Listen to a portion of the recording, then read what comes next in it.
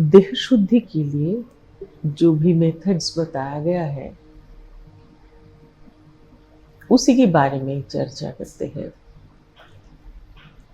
देह शुद्धि के लिए नहाना, गार्गल करना यानी गला साफ करना, ऐसे और भी वस्त्र बदलना, सोने के लिए जहाँ पर सोने जाओगे वहाँ पर चादर बदलना, ये सब जैसे दिए हैं।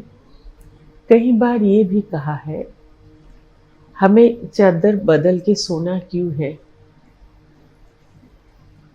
अंदर जो भी है वो दान है, हमने गठन नहीं किया, वो जो दिया है वही बड़ा हुआ है, बाहर से उसको पुष्टि साधन किया गया है। जैसे एक बीज में प्लांट की क्रॉप अप होने की शक्ति उसमें रहता है, उसको नर्चर करने के लिए उसमें जल, हवा, सन ज़रूरत है, लेकिन वो बीज ही ना होता, पोटेंसी ना होता तो बाकी होती नहीं थी। इसलिए पोटेंसी और शिशु के साथ आता है, एक देह के साथ आता है। ये देह बढ़ता रहता है, मन बाहरी चीज देखते हैं, बड़े होते हैं, इसलिए देह बढ़ जाता है, उम्र बढ़ जाता है, मन बड़ा नहीं होता, यानी छोटा भी नहीं रहता, वो सडनली वृद्ध हो जाता है, प्रौढ़ हो जाता है, क्योंकि उसको सब जानता है ऐसा लगने लगता है। सब अगर जन गए तो डोर क्लोज। जब तुम एसएससी बोर्ड पास कर लिया तो आप बोर्ड तो और एग्ज़ाम देने नहीं जाते हो, और कोई बोर्ड की एग्ज़ाम ना दे के लगता है मैं तो सब जान गया, ऐसा रहता है साधारण मन, साधारण common minded. There are many people, many mind जो प्रोग्रेसिव है।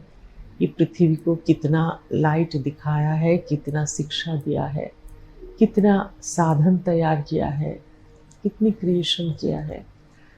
ये कॉमन माइंड का ये पैटर्न रहता है। तो शरीर का जो शुद्धिकरण बाहर दिया है, बताया है, तुम रात को जो सोने जाते हो वही ईश्वर के साथ सोना है, इसलिए उसकी शुद्धता चाहिए, इसलिए वस्त्र की शुद्धता चाहिए। तो कई बार तुम पूछते हो अभी तो कुछ देर पहले नहाया था, कुछ देर पहले शायद घंटा पहले हो गया, 2 घंटा पहले हो गया, नहाया था, अभी ज़रूरत है क्या? मैं सामने दिख गए तो ऐसा कभी पूछते हैं। ज़्यादातर तो सामने होती ही नहीं हूँ, तुम तुम्हारे स्थान में होते हो, मैं मेरी स्थान में होती हूँ।